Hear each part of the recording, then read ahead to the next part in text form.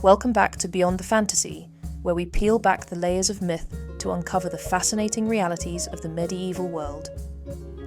In our last episode, we saw that the life of a peasant was far from simple.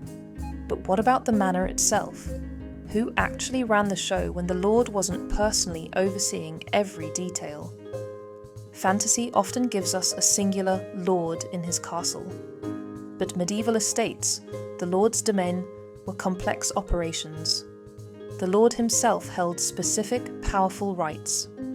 For instance, many lords held a monopoly, called a ban, on the grinding of wheat and barley into flour, and even on the baking of bread within his lands. This right, along with others like the claim to all sheep manure to fertilize his fields first, was rigidly enforced by manorial courts. These rights, in addition to all the others a lord had over his domain and the people within it, required a dedicated team to manage and enforce. These were the lord's men.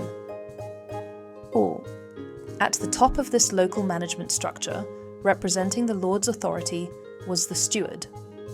Think of him as the main executive of the estate, especially for great lords whose stewards were typically knights. The steward wasn't usually a permanent resident in any single village if the lord held multiple manors. Instead, he would appear perhaps 2 or 3 times a year for a few days each visit. During these crucial visits, the steward's primary functions were to handle the manorial court, audit accounts, and act as the lord's representative in significant legal and administrative matters. He would hear grievances from the villagers, settle disputes, and mete out local justice according to the custom of the manor. Now, on some estates, particularly those with a significant castle or strategic military importance, there was another high-ranking official, the castellan. He was, in essence, the military equivalent of the steward, responsible for the upkeep of the castle, its defences, and the command of its garrison. Unlike the steward, bailiff, or reeve, whose roles were nearly ubiquitous across manors, the castellan's presence was more specific. If a manor didn't have a castle or major defensive structure, there simply wouldn't be a need for a castellan.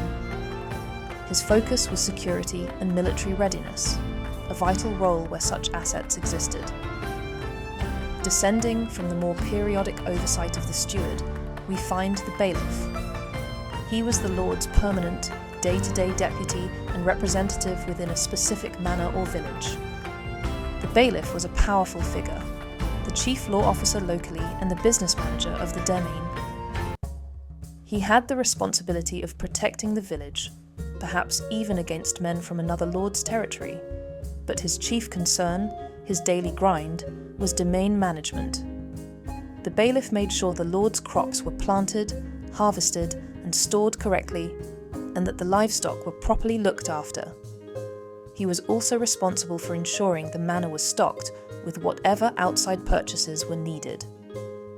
And that list could be surprisingly long.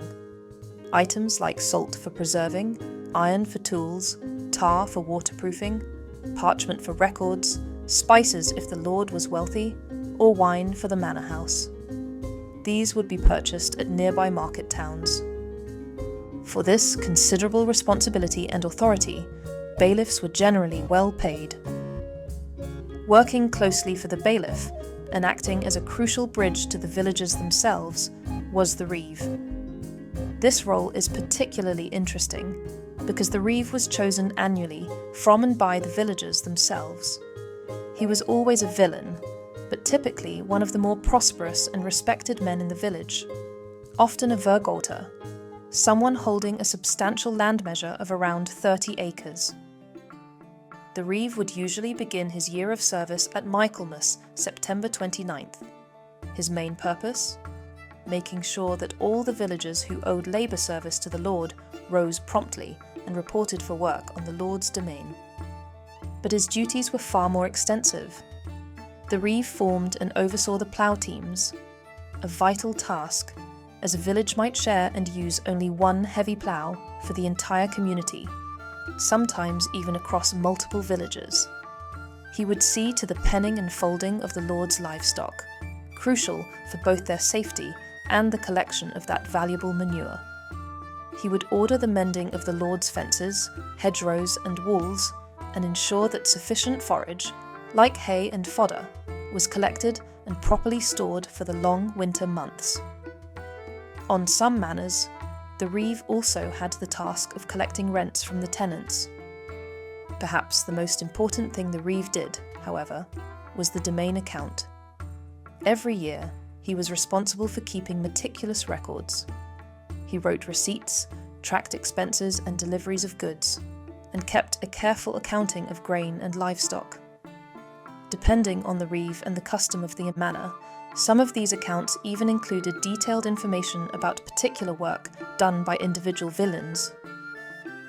Now, there was typically no direct cash stipend for being a reeve, but he was substantially compensated for his demanding role. He was usually exempted from all his normal labour dues. He often ate his meals in the manor house. He was frequently granted the privilege of grazing his own personal livestock on the lord's pasture, and sometimes even allowed the use of the demesne's own valuable plough oxen or horses to plough his own lands. These were significant perks. The reeve, busy as he was, didn't work entirely alone. He typically had 2 assistants, often drawn from the ranks of half vergateurs, those holding less land than a full vergateur like the reeve. These were the hayward and the beadle. The hayward was literally the hedge warden. His primary responsibility was safeguarding the lord's arable fields and meadows. This meant he was in charge of the seed saved from the previous year's crop, its preservation and proper sowing. He also often judged and rated the performance of the year's ploughmen, ensuring the work was up to standard. Crucially, the hayward also had the job of impounding any cattle, sheep, or pigs that strayed onto the lord's demesne lands where they could damage crops or consume valuable grazing. And you can be sure he saw to it that their owners were duly fined in the manorial court. Then there was the beadle. The beadle often served as a kind of village constable or local policeman. He might act as a messenger, summon people to the manorial court, and generally serve as a direct assistant to the reeve in the day-to-day affairs and enforcement of order within the village. So, the steward, the occasionally seen castellan, the ever-present bailiff, the village-chosen reeve, the diligent hayward, and the watchful beadle. These lordsmen formed an intricate hierarchy of administration and management. Far from a simple lord and peasant dynamic, the medieval manor relied on this team of specialised officials to function, to enforce the lord's rights, manage resources, and maintain the rhythm of agricultural life. Understanding these roles gives us a much clearer, more detailed picture of medieval rural society, a picture often obscured by the simpler tales of fantasy. Now that we know who was running the manor, what about the complex web of obligations that tied the peasant to the land and to the lord? Join us next time on Beyond the Fantasy as we delve into the world of medieval fees, fines and dues.